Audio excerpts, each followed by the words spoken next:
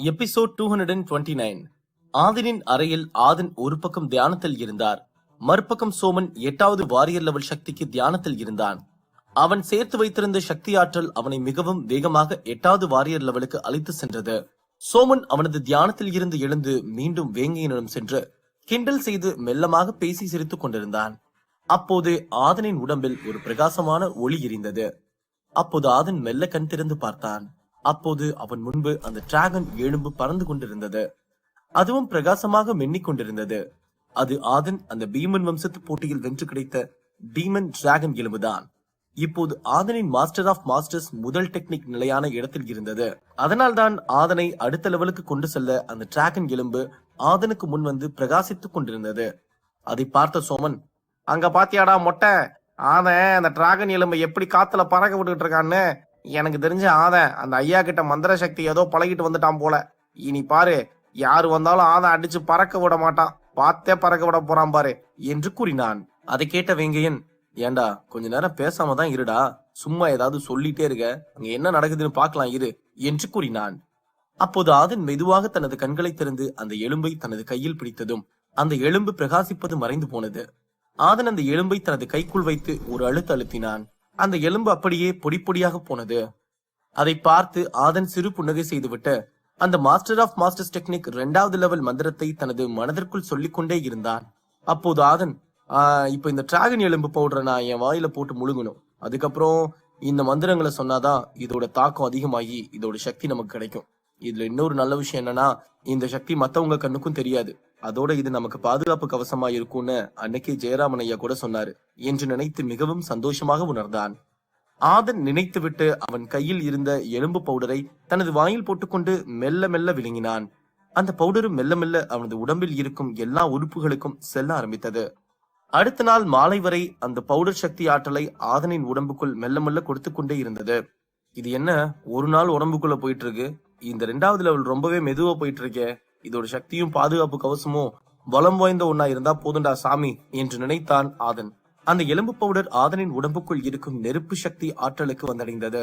அப்போது அந்த நெருப்பு சக்தியும் அந்த எலும்பு பவுடர் சக்தியும் மோதிக்கொண்டது. அதனால் ஆதனுக்கு அது மிகவும் வலியை கொடுத்தது. இருப்பினும் ஆதன் பல்லை கடித்துக் கொண்டு அந்த வலியை பொறுத்து கொண்டிருந்தான். ஏனென்றால் ஆதன் இப்போதுதான் முதல் எக்ஸ்பர்ட் லெவலுக்கு வந்திருக்கிறான். அப்படி இருக்கும்போது அவனால் இந்த வலியை எப்படி தாங்கிக் கொள்ள முடியும்?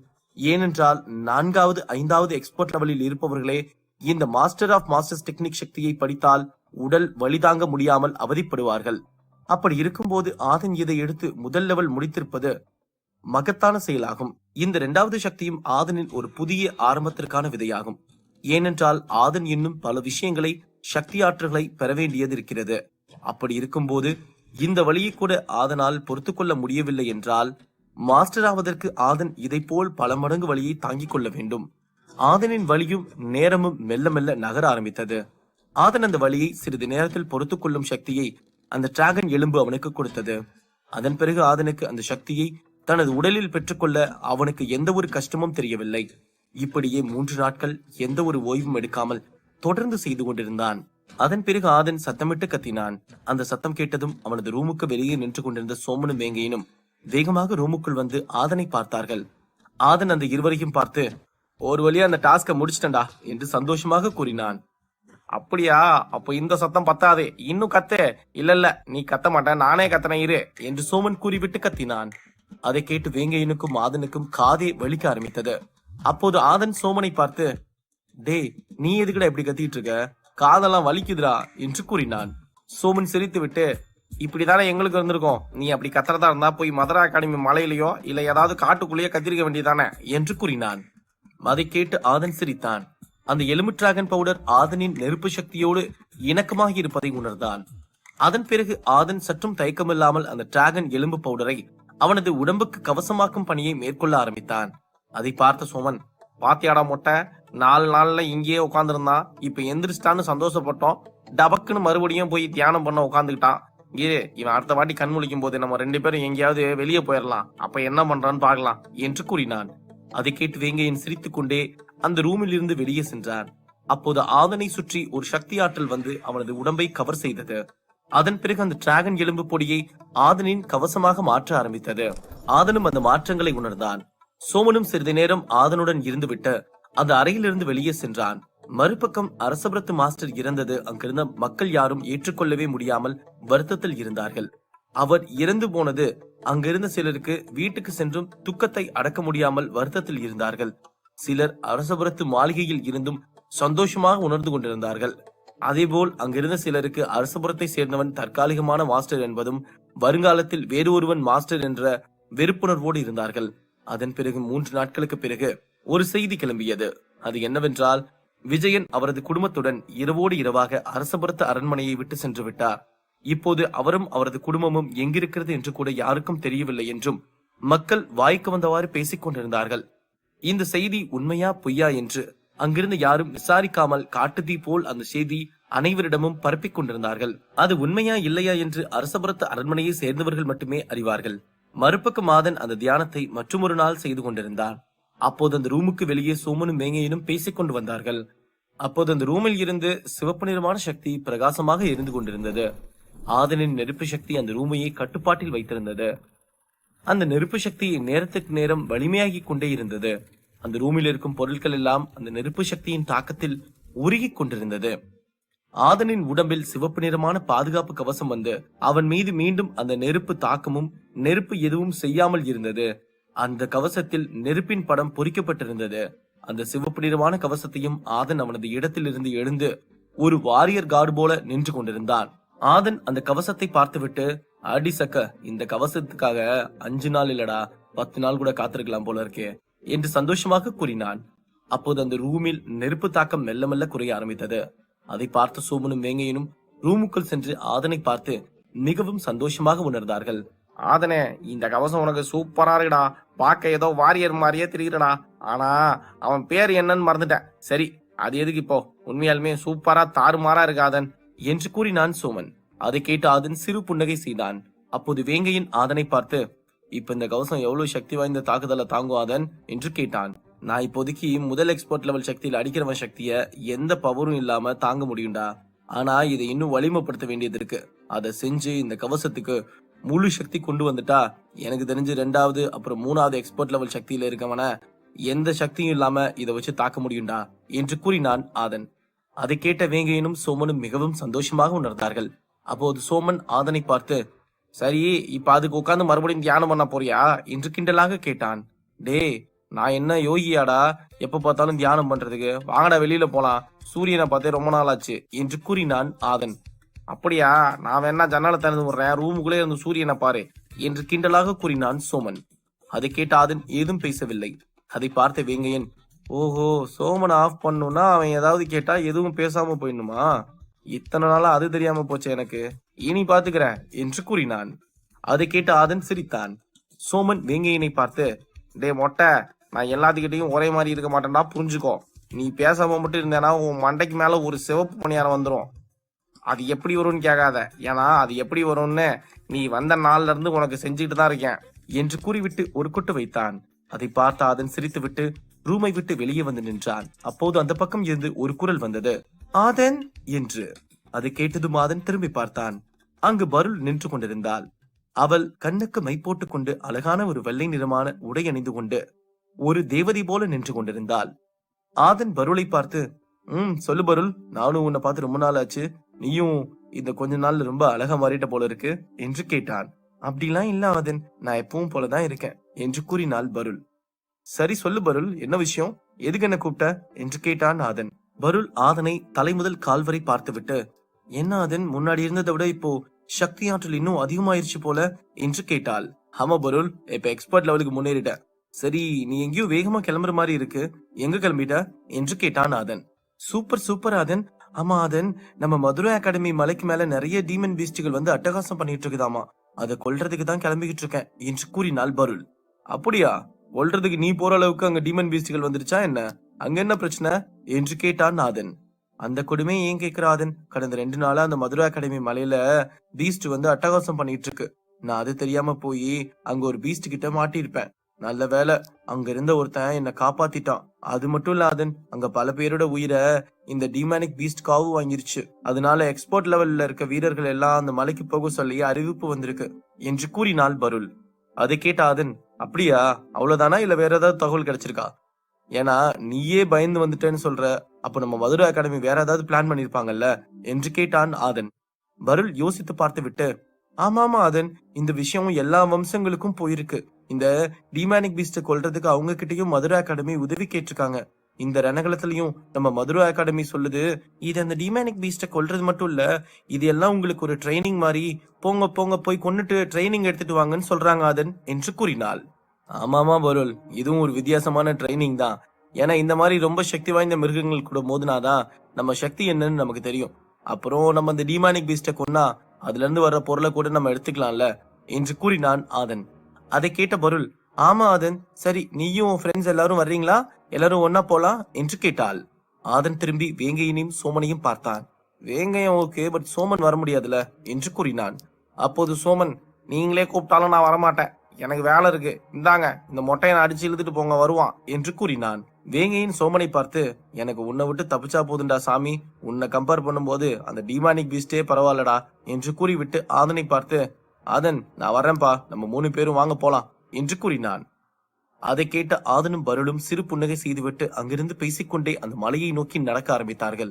ஆதன் செல்லும் வழியில் வேங்கையனின் சக்தி ஆற்றல் பற்றியும் அவனது வேகமான வாழ்வீச்சு பற்றியும் பருளிடம் சொல்லிக் கொண்டே சென்றான். ஆதனுக்கு காத்திருக்கும் பிரச்சனை என்ன, ஆதன் சந்திக்க போகும் புது நபர் யார், அடுத்தடுத்த கதைக்களத்தில் காத்திருக்கும் சிறப்பான சம்பவங்கள் என்ன? எபிசோட் 230. ஆதின், வேங்கையன் மற்றும் பருள் மூவரும் பேசிக்கொண்டே மதுரை அகாடமியில் இருக்கும் மலையை நோக்கி நடந்து சென்றார்கள். ஆதன் இப்போது மிகவும் வலிமை மிக்கவனாக இருக்கும் போது அந்த டிமானிக் பீஸ்டுகளில் இருந்து கிடைக்கும் பொருட்கள் அவனுக்கு மிகவும் உதவியாக இருக்கும் என்பதால் அவன் இதில் மிகவும் ஆர்வத்தோடு சென்றான். அது மட்டுமின்றி மார்ஷியல் ஆர்ட்ஸ் உலகத்தில் இருக்கும் பல சிறந்த வீரர்கள் இருவரும் தன்னுடன் வரும்போது ஆதனுக்கு எந்த ஒரு தயக்கமும் இருக்க வாய்ப்பில்லை. ஆதனின் முடிவு பருளுக்கும் மிகவும் சந்தோஷமாக இருந்தது. ஏனென்றால் ஆதன் முன்பு போல் இப்போது இல்லை, அவனது சக்தியும் லெவலும் அதிகரித்துள்ளது. ஆதன் வாரியர் லெவல் சக்தியில் இருக்கும் போதே எக்ஸ்போர்ட் லெவல் சக்தியில் இருப்பவர்களை வெல்லக்கூடிய ஆற்றல் அவனிடம் இருந்தது. இப்போது ஆதன் எக்ஸ்போர்ட் லெவலுக்கு முன்னேறி இருப்பதால் அவனது சக்தி பல மடங்கு வேகமாகவும் வலிமையாகவும் தான் இருக்கும் என்று புரிந்து கொண்டாள் பருள். அது மட்டுமின்றி இந்த இருவருடன் வாழ்வித்தையில் பெயர் பெற்ற வேங்கையனும் உடன் இருப்பதால் இருவரும் மிகவும் துணிவுடன் டிமானிக் பீஸ்டை கொன்றே ஆக வேண்டும் என்ற எண்ணத்துடன் சென்றார்கள். இந்த மூவரும் சென்று கொண்டிருக்கும் போது அங்கு பல மதுரை அகாடமி வீரர்கள் அந்த மலையை நோக்கி வேக வேகமாக விரைந்து கொண்டிருப்பதை பார்த்தார்கள். அங்கு சென்று அனைவரும் அந்த அட்டகாசம் செய்து கொண்டிருக்கும் டிமானிக் பீஸ்டை கொல்லத்தான் சென்றார்கள். அங்கிருக்கும் மலைகளிலேயே மதுரை அகாடமி மலைதான் மிகவும் பெரிய மலையாகும். அந்த மலையின் உச்சியில் ஏறி நின்று பார்த்தால் அங்கிருக்கும் பல வம்சத்து ஊர்களும் தெரியும். இந்த மலை மற்ற மலைகளை விட பெரிதாக இருப்பதால் அது டிமானிக் பீஸ்டுகளுக்கு மறைந்திருந்து தாக்குவதற்கும் தன்னை தற்காத்து தப்பித்து ஓடுவதற்கும் எளிதாக இருந்தது. இத்தனை நாட்களில் இல்லாத இந்த டிமானிக் பீஸ்ட் இப்போது 2-3 நாட்களாக இங்கு சுற்றி கொண்டிருப்பதுதான் அனைவருக்கும் ஆச்சரியத்தை கொடுத்தது. மூவரின் நெடுநேர பயணத்திற்கு பிறகு அந்த மதுரை அகாடமி மலையின் அடிவாரத்திற்கு வந்தடைந்தார்கள். அப்போதுதான் முதலாக வேங்கையன் அந்த மலையை பார்த்தான். அவன் அந்த மலையை வாய்ப்பிழந்து கொண்டு பார்த்து கொண்டிருந்தான். அதை பார்த்த ஆதன், என்ன வேங்கையா அப்படி பாக்குற, இந்த மலைகளுக்குள்ளதான் அந்த டிமானிக் பீஸ்ட் இருக்குதாமா, வா போய் பார்க்கலாம் என்று கூறினான். ஆமா வேங்கையன், வாங்க, நம்ம நேரத்தை தாமதிக்காம போய் இந்த மலையை ஏறலாம். நம்ம தாமதிக்கிற ஒவ்வொரு நிமிஷமும் அங்க ஏதோ ஒரு இடத்துல ஏதோ ஒரு உயிர் போயிட்டு இருக்கு என்று கூறினாள் பருள். அப்போது வேங்கையனும் தலையை அசைத்து விட்டு அந்த மலையில் அடியெடுத்து வைத்தான். அதேபோல் பருளும் ஆதனும் அடியெடுத்து வைத்தார்கள்.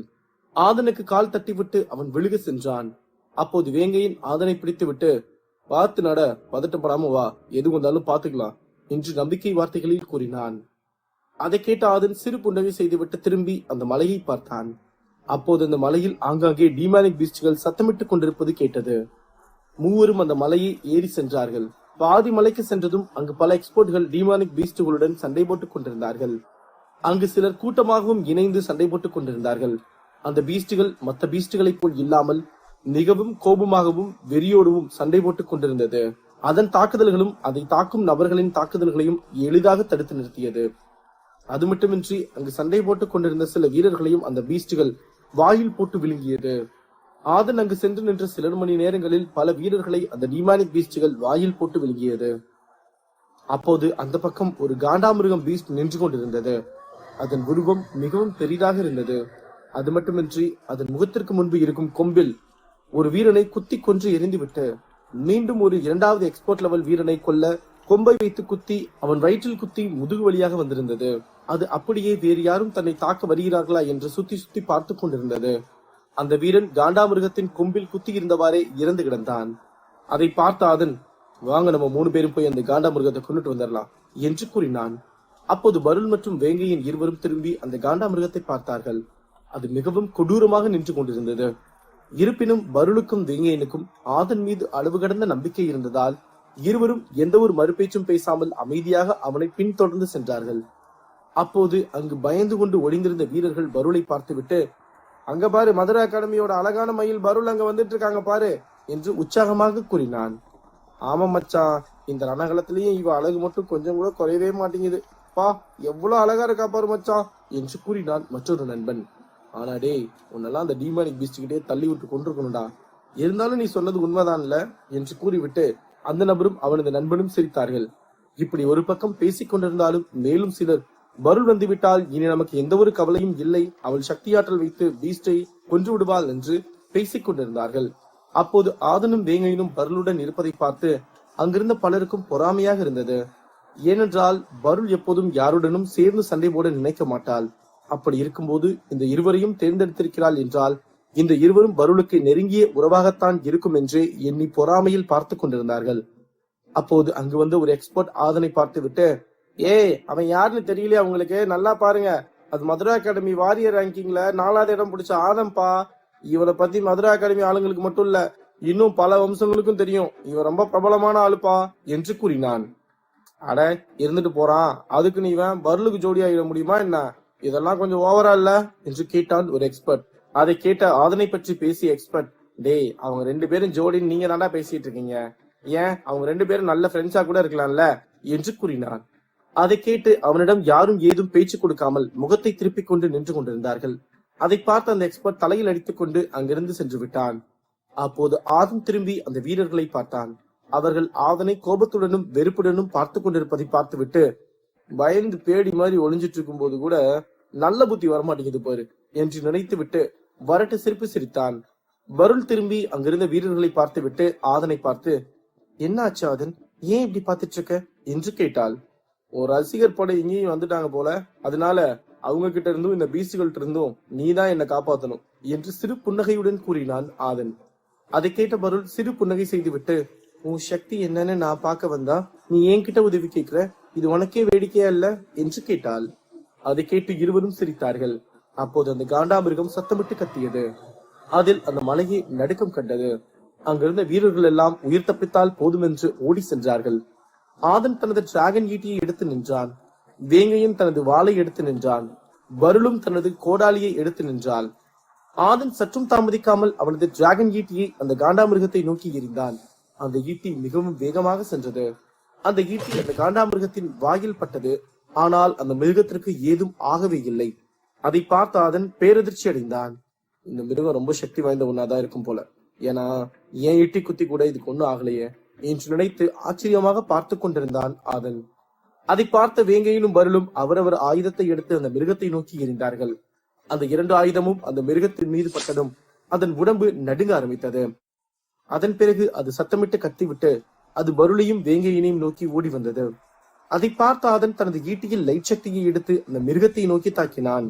அந்த மிருகம் தலையை குனிந்து இருவரையும் குத்த வரும்போது அந்த லைட் சக்தி அதன் கண்ணில் பட்டு அதன் கண்கள் தெரித்து போய் விழுந்தது. அதிலிருந்து ரத்தமாக வந்தது. அது வழியில் அங்குமிங்கும் தடுமாறத் தொடங்கியது. அப்போது வேங்கையிலும் பருளும் பாதுகாப்பாக வந்து நின்று கொண்டார்கள். அந்த நேரத்தில் அங்கிருந்த பல வீரர்கள் சேர்ந்து அந்த மிருகத்தை தாக்க ஆரம்பித்தார்கள்.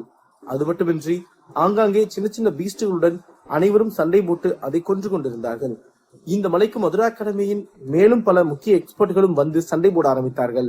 அங்கு பல இடங்களில் மீண்டும் வீரர்கள் இறந்து போவதும் சிலர் டிமானிக் பீஸ்டுகளை கொல்வதும் என்று ஆங்காங்கே நடக்க ஆரம்பித்தது.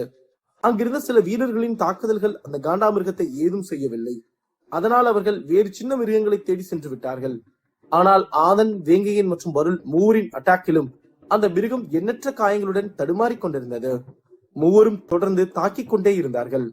அப்போது ஆதன் அந்த மிருகத்தின் கொம்பு பகுதியில் தனது ஈட்டியை வைத்து தாக்கினான். அப்போது அந்த மிருகத்தின் கொம்பு சிறிதளவு உடைந்து போனது. அந்த சமயத்தை பயன்படுத்தி கொண்ட வேங்கையன் தனது வாளை வைத்து அந்த மிருகத்தின் இடது பக்கம் ஒரு வெட்டு வெட்டினான். பருள் தனது கோடாலியை வைத்து வலது பக்கம் ஒரு வெட்டி வெட்டினாள். அப்படி இருந்தும் அந்த மிருகம் சாகவில்லை. இருப்பினும் அதன் காயங்கள் ஆழமாகப்பட்டிருந்ததால் அதன் முழு சக்தியும் இழந்து நின்று கொண்டிருந்தது. அப்போது திடீரென்று வானத்தில் இருந்து ஒரு லைட் சக்தி வந்து அந்த காண்டாமிருகத்தின் முதுகில் பட்டது. அப்போது அது அப்படியே கீழே விழுகும் நிலைக்கு வந்து விட்டது. அதை பார்த்த அதன் வேங்கையன் மற்றும் வருள் மூவரும் வேகமாக திரும்பி யார் இந்த சக்தியை வைத்து தாக்கியது என்று பார்த்தார்கள். அங்கு ஒரு வெள்ளை உடை அணிந்து கொண்டு ஒருவன் திமிராக நின்று கொண்டு மூவரையும் பார்த்து, நீங்க 3 பேரும் வேற பக்கம் போங்க, இந்த மிருகத்தை நான் பாத்துக்கிறேன் என்று திமிராக கூறினான். அப்போது வேங்கையனுக்கு கோபம் வந்து விட்டது. ஏனென்றால் அந்த மிருகத்தை பல மணி நேரம் போராடி மூவரும் கொல்லப்போகும் நேரத்தில் ஒரே அட்டாக் செய்து அதை பலவீனமடைய வைத்துவிட்ட இப்போது தங்களை போக சொல்லும் இவன் யார் என்று கோபத்தில் கொந்தளித்துக் கொண்டிருந்தான் வேங்கையன். அதை பார்த்த வருளுக்கும் கோபம் வந்து விட்டது. ஆதன் இந்த வெள்ளை உடை போட்ட நபரை பார்த்து, ஏண்டா விளையாடிட்டு இருக்கியா? நாங்க எதுக்கு இந்த இடத்த விட்டு போனோம்? நாங்க 3 பேரும் தான் கஷ்டப்பட்டு ரொம்ப நேரம் போராட்டத்துக்கு அப்புறமா இதை கொல்ல போறோம். இந்த நேரத்துல நீ நடுவுல வந்துட்டு நாட்டாம பண்ணிட்டு இருக்க, நீ போடா இங்க இருந்து என்று பொறுமையாக கூறினான். அந்த வெள்ளை உடை போட்ட நபரின் திமிரு பேச்சை பார்த்த போது வேங்கையனுக்கும் பருளுக்கும் கோபம் வந்தது. ஆனால் ஆதனுக்கு கோபம் வரவில்லை. அவன் அந்த நபரை பார்த்து முதலில் எச்சரித்து அங்கிருந்து செல்லுமாறு அறிவுறுத்தினான். ஏனென்றால் ஆதன் இங்கு டிமானிக் பீஸ்டை கொள்வதற்கு தான் வந்திருக்கிறான். அவன் யாருடனும் சண்டை போடும் நோக்கத்தில் வரவில்லை. அப்போது அந்த வெள்ளை உடை போட்டிருந்த நபர், அங்க பாருடா, நான் கடைசி அடிச்ச அடியில தான் அந்த பீஸ்ட் இறந்து போயிருக்கு. அப்போ அந்த டிமானிக் பீஸ்ட நான் தானே கொண்டிருக்கேன், அப்ப அது எனக்கு தானே சொந்தம், அது எப்படி நான் அவங்க 3 பேரோட பங்கு போட்டுக்க முடியும் என்று மீண்டும் திமிராக கூறினான். அதை கேட்ட அதன் வரட்டு சிரிப்பு சிரித்து விட்டு, டேய் காமெடி பண்ணாம போடா, இல்லனா வேற மாதிரி ஆயிரும், அப்படியெல்லாம் எதுவும் வேண்டான்னு தான் நான் பொறுமையா பேசிட்டு இருக்கேன் பாத்துக்கோ என்று சிரித்துக் கொண்டே மிரட்டினான். அதை கேட்ட அந்த வெள்ளை நிற உடை போட்டவன், ஓஹோ என்ன சிரிச்சுட்டே மிரட்டுறியா? இதுக்கெல்லாம் நான் பயந்துருவேன் நினைச்சியா? நான் 2வது எக்ஸ்போர்ட் லெவல் சக்தியில இருக்கவன். நான் போய் நேத்து எக்ஸ்போர்ட் லெவலுக்கு வந்தவன் கிட்ட எல்லாம் பயந்துருவேனா என்ன? ஓஹோ, கூட ஒரு பொண்ணு இருக்கனாலதான் இப்படி வசனம் பேசி தப்பிச்சுக்கலான்னு பாக்குறியா? உன்னை சம்பவம் பண்ணிட்டு அதுக்கப்புறம் அந்த மிருகத்தோட பொருளை எடுத்துக்கிறேன்டா என்று கூறிவிட்டு தனது வாளை வானத்தை நோக்கி காட்டினான். அப்போது அந்த வாளில் இருந்து வந்த சக்தி வானத்தில் பட்டு மீண்டும் ஆதனை தாக்க வேகமாக வந்தது. அதை பார்த்து அங்கிருந்த எக்ஸ்போர்ட்கள் வேகமாக அந்த இடத்திற்கு விரைந்தார்கள். மறுபக்கம் சோமன் பயிற்சி எடுத்துக் கொண்டிருக்கும் இடத்திற்கு சென்றான். அங்கு சென்று வேங்கையன் அவனுக்கு சொல்லிக் கொடுத்த எல்லா விதமான சண்டை முறைகளையும் பயிற்சி எடுத்துக் கொண்டிருந்தான். சோமனுக்கு வேங்கையன் ஒரு நாள் வாள் கொடுத்திருந்தான். அந்த வாளை வைத்து சோமன் அதை சுழற்றி கொண்டிருந்தான். அப்போது அந்த வாள் சுழற்றி வரும்போது அது அவன் காலில் விழுந்தது. அந்த வாள் அவனது காலில் விழுந்த வலியை அவனால் தாங்கவே முடியவில்லை. எப்படிடா இந்த வாளை வச்சு சுத்துறீங்க? எப்பா, கை காலில் பட்டா இப்படி உயிர் போற அளவுக்கு வலிக்குது, இதுக்கு மேல வேங்கைய வரட்டும், அதுக்கப்புறமா இந்த பயிற்சி எடுத்துக்கலாம், இப்ப போய் நம்ம கொஞ்ச நேரம் ஓய்வு எடுக்கலாம் என்று நினைத்துவிட்டு மெல்ல மெல்ல நகர்ந்து சென்றான். மறுபக்கம் மதுரா அகாடமி மலையில் பீஸ்டுகள் வந்திருக்கும் தகவல் அங்கிருந்த எல்லா வம்சங்களுக்கும் தெரிந்தது. அதை கேட்ட அந்த ஊரின் எக்ஸ்போர்ட்கள் அனைவரும் ஒரு இடத்தில் சங்கமித்து அங்கிருந்த அனைவரும் மதுரா அகாடமி நோக்கி வந்தார்கள். அதில் பெரிய பிரச்சனை என்னவென்றால் பலரும் அந்த டிமானிக் பீஸ்டிடம் இருந்து கிடைக்கும் பொருட்களுக்காகத்தான் சென்றார்கள். ஆனால் அதிலும் சிலர் இதுதான் பழிவாங்க சரியான நேரம் என்ற எண்ணத்தோடும் சென்றார்கள். ஆதன் பல வம்சத்து ஆட்களோடு சண்டை போட்டிருப்பதால் அவனுக்கு அங்கு ஏதேனும் ஆபத்து வரவிருக்கிறது என்பது ஒருபுறம் இருந்தாலும், மறுபுறம் ஆதன் அங்கு வரும் வீரர்களை சமாளிப்பானா அல்லது மிருகங்களை சமாளிப்பானா? அந்த வெள்ளை உடை போட்ட நபர் யார்? வருளுக்கு காத்திருக்கும் அதிருப்தி என்ன? அடுத்தடுத்த கதைக்களத்தில் காத்திருக்கும் சுவாரஸ்யமான சம்பவங்கள் என்ன? எபிசோட் 231. வெள்ளை உடை போட்ட நபரின் வாளில் இருந்து ஒரு சக்தி சென்று அங்கிருந்த வானத்தில் பட்டு அதிலிருந்து ஒரு சக்தி வேகமாக வந்து கொண்டிருந்தது. அதை பார்த்து அங்கிருந்த எக்ஸ்பர்ட்கள் அனைவரும் அந்த இடத்தை நோக்கி வந்து நின்றார்கள். அப்போது அங்கிருந்த ஒரு எக்ஸ்பர்ட், அங்க பாருங்க, ஆதனை யாரோ ஒருத்தன் அடிக்க போறான், அவன் யாருன்னே தெரியல, யாருக்காவது தெரிஞ்சா சொல்லுங்க யாரு வேண என்று கேட்டான். அப்போது அவனுக்கு அருகில் இருந்த ஒரு நபர், அவன் பேரு சிங்கமுகன், 2வது எக்ஸ்பர்ட் லெவல் சக்தியில இருக்கவன், அதனால ஆதன் இவன் கிட்ட மாட்டிக்கிட்டான்னு தான் சொல்லணும் என்று கூறினான். ஆதன் இப்போதுதான் முதல் எக்ஸ்பர்ட் லெவல் சக்திக்கு முன்னேறி இருக்கிறான். ஆனால் சிங்கமுகன் 2வது எக்ஸ்பர்ட் லெவல் சக்தியில் மேக்சிமம் இருக்கிறான். அதை வைத்துதான் அந்த எக்ஸ்பர்ட் ஆதன் சிங்கமுகனிடம் மாட்டிக்கொண்டான் என்று கூறினான். மார்ஷியல் ஆர்ட்ஸ் உலகத்தை பொறுத்தவரை எக்ஸ்பர்ட் லெவலில் இருப்பவர்கள் தான் வலிமையான வீரர்கள் என்று நம்புவார்கள். ஆனால் ஆதன் இப்போதுதான் எக்ஸ்பர்ட் லெவல் சக்திக்கு வந்திருக்கிறான் என்பதால் அவனை யாரும் பெரிய மாவீரனாக பார்க்கவில்லை. அப்போது அங்கிருந்த பல எக்ஸ்பர்ட்கள், இந்த பருள் வேற ஆதன் கூட இருக்காளே, 2 பேரும் ஒன்னா நடந்து வந்தது கண்ணை உறுத்துதேன்னு நினைச்சிட்டு இருந்தேன், இவன் சரியான நேரத்துல சிங்கமோகன் கிட்ட மாட்டிக்கிட்டான். இன்னைக்கு ஆதன் வலினா என்னன்னு தெரிஞ்சுக்கிட்டுதான் இங்க இருந்து போக போறான் என்று கூறி பலரும் பேசி சிரித்துக் கொண்டிருந்தார்கள். அங்கிருந்தவர்கள் பெரும்பாலும் பருளை பார்த்து ஈர்க்கப்பட்டவர்கள். அதனால்தான் அவர்கள் ஆதன் சிங்கமுகனிடம் தோற்று போக வேண்டும் என்று எண்ணிக்கொண்டும் பேசிக்கொண்டும் இருந்தார்கள். அந்த எக்ஸ்பர்ட்களின் மந்தையாட்டு கூட்டத்தை பார்த்த வேங்கையன் வரட்டு சிரிப்பு சிரித்துவிட்டு, இவனுங்களுக்கு ஆதனோட பலம் என்னன்னு தெரியல, அதனாலதான் இவனுங்க இப்படி வாய் விட்டு பேசிட்டு இருக்காங்க. இன்னும் கொஞ்ச நேரத்துல வாய் பேசுறவன்லாம் அதிர்ச்சியில வாயை பழந்துட்டு நிக்க போறான் பாரு என்று நினைத்து சிரித்தான். அந்த லைட் சக்தியை பார்த்த ஆதன் முகம் கோபமாக மாறியது. அவனை சுற்றி 9 விதமான அந்த லைட் சக்தி வட்டமிட ஆரம்பித்தது. அதை பார்த்த போதே அங்கிருந்த 4வது லெவல் 5வது லெவல் எக்ஸ்போர்ட்கள் அதிர்ச்சியில் மூழ்க ஆரம்பித்தார்கள். ஏனென்றால் அது எவ்வளவு வலிமையான சக்தி என்று அவர்களுக்கு நன்றாக தெரியும். அப்போது ஆதன் திடீரென்று பட்டாம்பூச்சி படிக்கட்டுகள் சக்தியை பயன்படுத்தி அந்த லைட் சக்தியிலிருந்து தப்பித்து நின்றான். அந்த சக்தி தரையில் விழுந்ததும் அங்கு மழையே நடுக்கம் கண்டது. அப்போது சிங்கமுகனும் அதிர்ச்சியடைந்து தலையை உயர்த்தி ஆதனை பார்த்தான். அடுத்த நிமிடம் ஆதன் தனது குரங்கு குத்து சக்தியோடு சிங்கமுகனை நோக்கி வந்தான். அந்த குரங்கு குத்து சக்தி என்பது 9 லைட் ரேஸ் சக்தி கிடைப்பதற்கு முன்பு மிகவும் வேகமாகவும் வலிமையாகவும் இருக்கும். இப்போது அந்த 9 லைட் ரேஸ் சக்தியும் இணைந்ததால் அது மேலும் வேகமாக சென்று சிங்கமுகனை தாக்க சென்றது. அந்த சக்தியை பார்த்த சிங்கமுகனின் முகம் திமிரில் இருந்து பதட்டமாக மாறியது. இருப்பினும் அவன் அந்த தாக்குதலில் இருந்து தப்பிக்கத்தான் பார்த்து கொண்டிருந்தான். ஆனால் அவனால் அந்த தாக்குதலில் இருந்து தப்பிக்க முடியவில்லை. அந்த சக்தி வந்து சிங்கமுகனின் முகத்தில் குத்த வந்தது. அப்போது அவன் கால் தடுக்கி தள்ளி போனதால் அந்த குத்து அவன் தோள்பட்டையில் விழுந்தது. அந்த வலியை சிங்கமுகனால் தாங்க முடியாமல் கத்தினான். அவனது தோள்பட்டை எலும்பு உடைந்தது. அவனால் அந்த தாக்கத்தையும் தாங்க முடியாமல் பின்னால் சென்று கீழே விழுந்து வலியில் கதறினான். அதை பார்த்து அங்கிருந்த எக்ஸ்போர்ட்களும் பருளும் பேருதிர்ச்சி அடைந்தார்கள். ஏனென்றால் ஆதனின் சக்தி ஒரு 2வது எக்ஸ்போர்ட் லெவல் சக்தியில் இருப்பவனை ஒரே அடியில் வீழ்த்தும் அளவுக்கு பலம் வாய்ந்ததாக இருக்கும் என்று அங்கிருந்த யாராலும் நம்பவே முடியவில்லை. அப்போது அங்கிருந்த ஒரு எக்ஸ்பர்ட், ஆதன் லெவல் மட்டும் அதிகப்படுத்தல, அவன் நிறைய சக்தி ஆற்றல் பழகிருக்கான் போல இருக்கு, அதனாலதான் அவன் சிங்கமுகனை ஒரே அடியில் அடிச்சு கீழே விழுக வச்சுட்டான் என்று அங்கிருந்த ஒரு எக்ஸ்பர்ட் அதிர்ச்சி குறையாமல் கூறினாள். ஆமாமா, நீங்க சொல்றது உண்மைதான். அவன் ஏதோ சக்தி ஆற்றல் வச்சுதான் இப்ப சிங்கமுகனை அடிச்சு கீழே விழுக வச்சான். ஆதங்கிட்ட கொஞ்சம் பார்த்துதான் இருக்கணும், இல்லைன்னா அவன் எதிர்த்து நிக்கிற ஆளை கொன்றுவான் போல இருக்கே என்று கூறினான் மற்றொரு எக்ஸ்பர்ட். அங்கு பேசிக் கொண்டிருந்த எக்ஸ்பர்ட்களுக்கு இருந்த பெரிய ஆச்சரியமே ஆதன் ஒரு அடியில் சிங்கமுகனை விழுக வைத்தான் என்பதுதான். ஏனென்றால் சிங்கமுகன் 2வது எக்ஸ்பர்ட் லெவல் மேக்சிமம் சக்தியில் இருக்கிறான். அப்படி இருக்கும்போது ஆதன் முதல் அட்டாக்கில் சிங்கமுகனை விழுக வைக்கிறான் என்றால் ஆதனின் சக்தி ஆற்றல் சாதாரணமான ஆற்றல் இல்லை என்று அங்கிருந்தவர்கள் புரிந்து கொண்டார்கள். அப்போது ஆதன் சிங்கமுகனை பார்த்து, டேய், நீ தானே என்ன கொல்லுவேன்னு சொன்ன, இப்ப என்ன ஒய்யாரமா படுத்திருக்க, எந்திரிச்சு வா, வந்து என்ன கொல்லுவா என்று வரட்டு சிரிப்புடன் கூறிவிட்டு கண்ணுமிக்கும் நேரத்தில் ஆதன் பறந்து வந்து சிங்கமுகனுக்கு முன்னால் நின்றான். சிங்கமுகன் தட்டுத்தடுமாறி இழந்து நின்றான். அவனது கண்களில் பயம் தாண்டவமாடியது.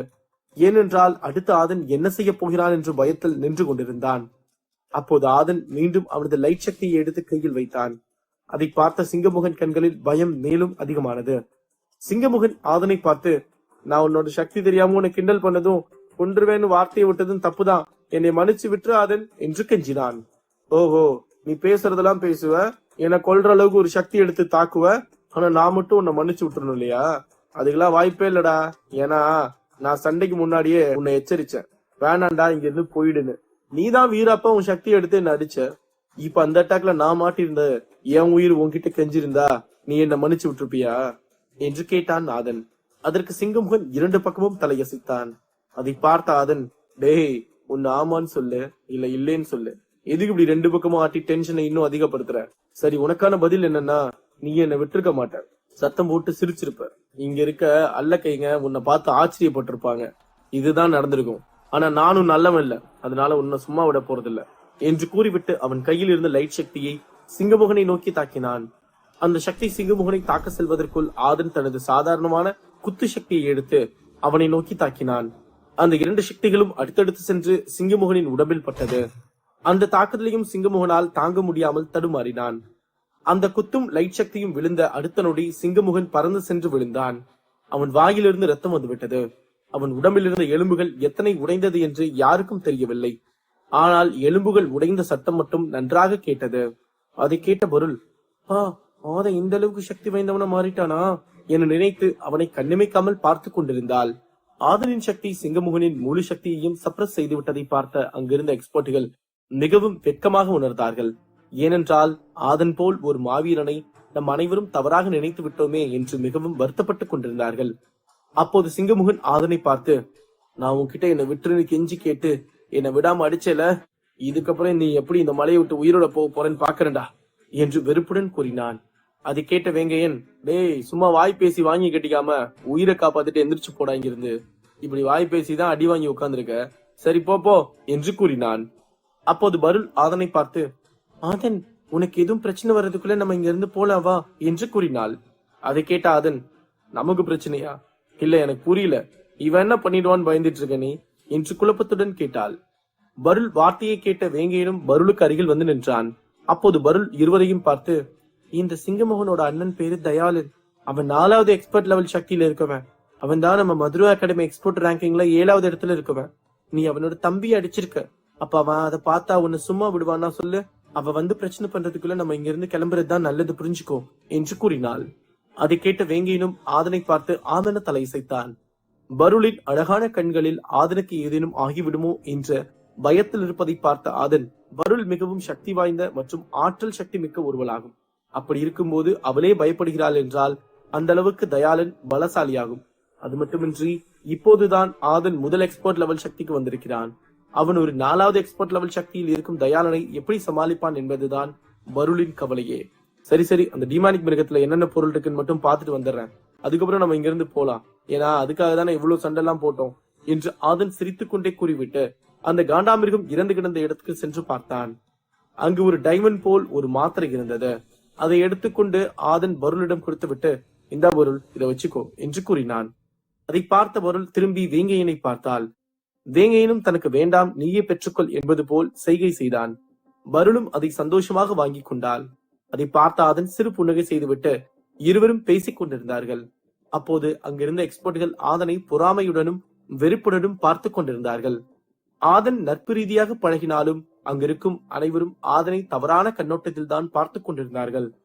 அதில் சிலர் ஆதனை பார்த்து, பா என்னம்மா பிக்கப் பண்றான் பாருங்கடா, நம்மளும் தான் இருக்கோமே வாயில ஜொல்லு விட்டுட்டு, இப்படி ஏதாவது பண்ணுனாதானே அவளுக்கும் நம்மள பிடிக்கும், நம்ம வந்து உயிரை காப்பாத்திக்க ஒளிஞ்சுகிட்டு இருந்தா பருளுக்கு நம்மள எப்படி பிடிக்கும் என்று பேசிக் கொண்டிருந்தார்கள்.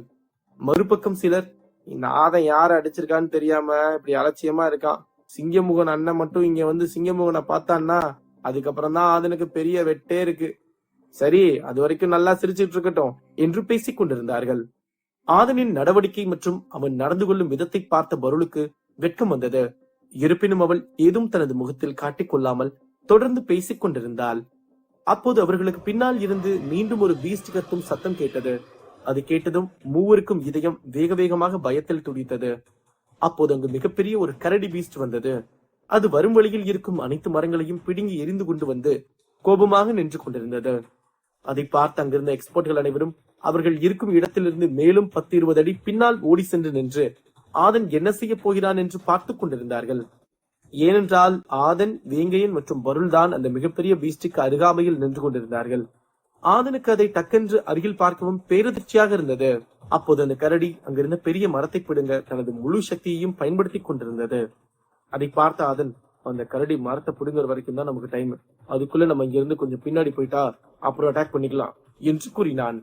அதை கேட்ட பருளும் வேங்கையினும் சரியென தலையசைத்து விட்டு அந்த கரடியிடமிருந்து 10 அடிகள் பின்னால் ஓடி சென்றார்கள். அப்போது ஆதன் ஓடும்போது சிவப்பு நிறமான ஈட்டி தான் இதற்கு சரியாக இருக்கும் என்று நினைத்துவிட்டு அந்த ஈட்டியை எடுத்துக்கொண்டே ஓடினான். அந்த கரடி மரத்தை பிடுங்கி அந்த மூவரை நோக்கி எறிந்தது.